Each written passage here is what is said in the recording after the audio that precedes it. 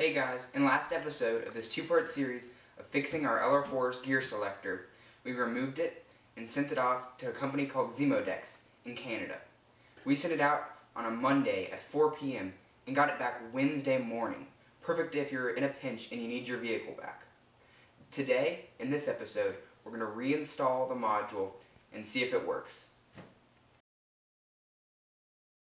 Alright, so we just unboxed it, and in full disclosure, we weren't even going to film that until we saw how well this thing was packaged. We opened it up, it was in a heat-sealed, waterproof container. The part has obviously been cleaned, and we were even sent a report with all the errors found and fixed on it.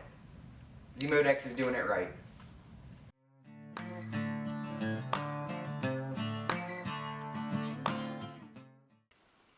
Hey guys, we're inside now. So basically what we're going to be doing in this video is doing everything we did in last video, but in reverse. So, we're going to first put the module in, and make sure that when you're putting this in, you're aligning the left inside guide hole to this pin. Land Rover's made it so that it slides right in and into position, so there's no fiddling with it. And you're going to be using your 4 long black screws for this.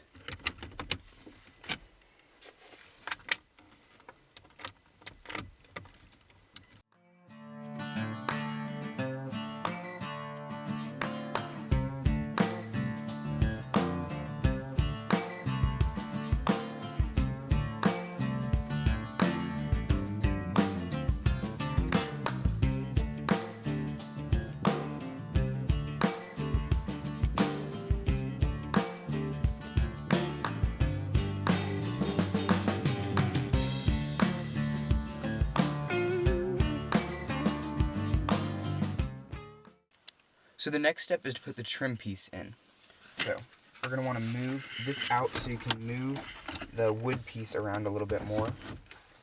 And we're going to lift this and tilt it up. And then now you can put the plastic trim piece in there and seat it.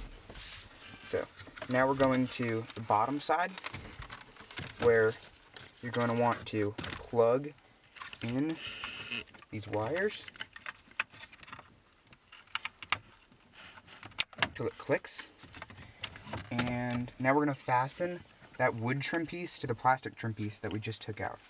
And that is going to be using those 2 oddball screws. And now this step is very dangerous for dropping the screws in. So we've added some cloths and a magnetic grabber to make sure that doesn't happen. So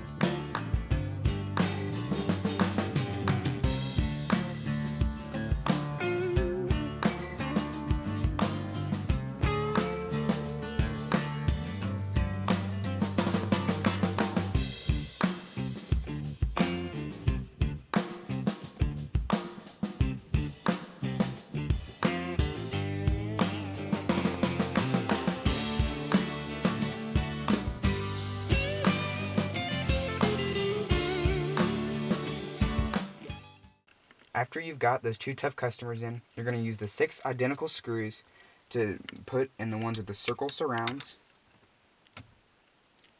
and the 2 that are right next to the module. It's smooth sailing from here after those 2 tough ones.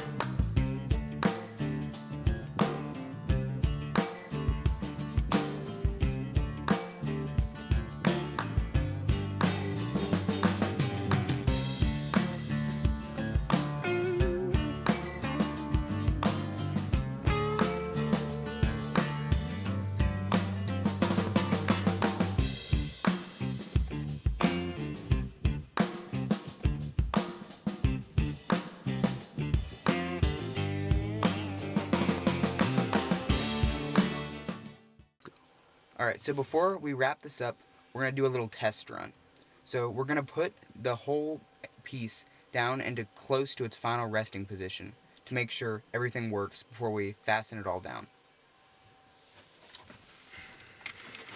So we're going to remove those cloths that we were using and set it down in close to where it's supposed to go before we put all the cup holders in. And even though it's not in, it should be able to start and do what it needs to. So since I've stepped away, I've reconnected the battery and we've got life on the screen, and now we're gonna start this thing up, and this should rise up and be able to allow me to shift through all the gears. So foot on the brake, start her up. Yes! Rises up. Reverse, neutral. We fixed it without a Land Rover dealer. So I've switched back over to the passenger seat. I've got all my tools over here, and it's a little bit easier for me to reach. So the next thing to do is to get this entire piece back in, now that we know it works.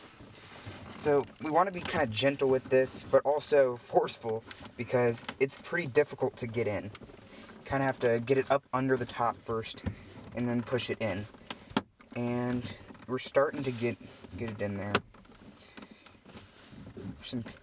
But you really don't want to crack this. Not after all the work.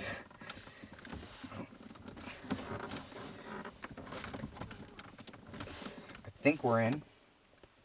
Alright, so I'm satisfied that this piece is in. I mean, it takes some pounding, but the more clicks and pops you hear, it's a little sign that you're closer to getting it in. So the next step is to take the plate with those two screws and set it down into the frame. It's kind of hard to see the holes for this part. Just kind of move them around a little bit until you think they're lined up.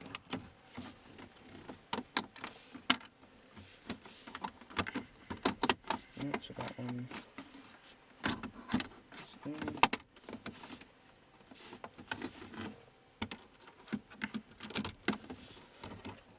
This isn't like a structural part like everything last time, it's just a nice little guard.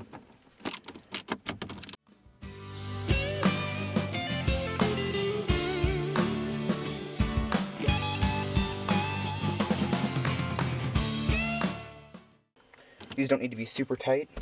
And then now the final step, after put the cup holders in, and then your cigarette lighter and the other plug.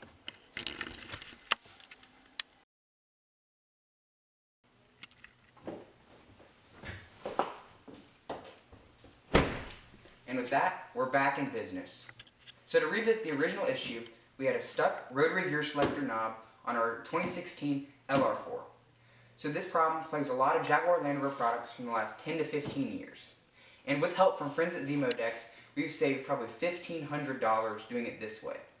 And if you can afford to go 3 days without your Rover, this is a perfect solution.